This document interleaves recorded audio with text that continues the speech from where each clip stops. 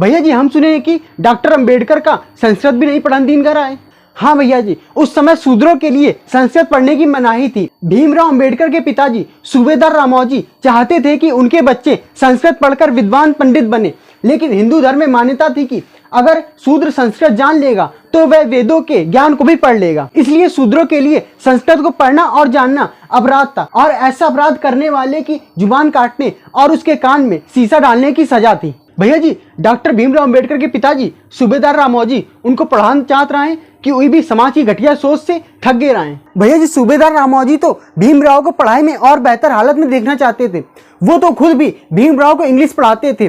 भीमराव नई नई किताबें खरीदना चाहते थे, लेकिन घर की आर्थिक स्थिति बहुत ही खराब थी। जब भीमराव की बुक्स बाय करने के लिए सूबेदार रामोजी के पास पैसे नहीं होते थे तो वो अपनी बेटी से उसके गहने उधार ले आते और उन गहनों को मारवाड़ी के यहाँ गिरवी रख के भीमराव के लिए किताबें खरीदते और महीने में सैलरी मिलते ही सबसे पहले अपनी बेटी के गहनों को छुड़ा के उसे वापस करते। भैया जी हम सुने हैं कि डॉक्टर भीमराव अंबेडकर एक बार अपन टीचर का भी हड़का दिन रहा है। जी भैया जी आप बिल्कुल सही सुने।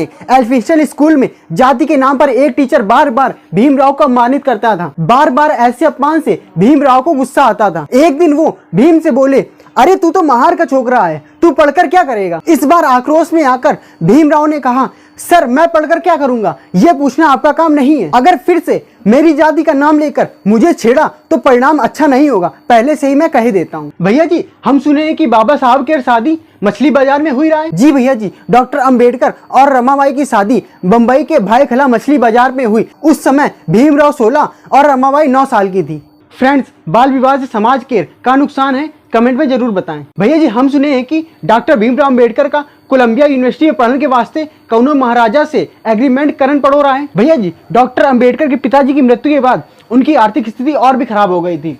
संयोग से उसी साल बड़ौदा के महाराजा सयाजीराव गायकवाड़ 4 छात्रों को स्कॉलरशिप देकर कोलंबिया यूनिवर्सिटी भेजना चाहते थे। ये स्कॉलरशिप 1913 से 1916 तक 3 इयर्स के लिए वैलिड थी। डॉक्टर भीमराव को स्कॉलरशिप देने से पहले एक एग्रीमेंट साइन करवाया गया, जिसके तहत अमेरिका से अपनी स्टडी पूरी करने के बाद डॉक्टर भीमराव को बड़ौदा रियासत में 10 साल के लिए नौकरी करनी थी।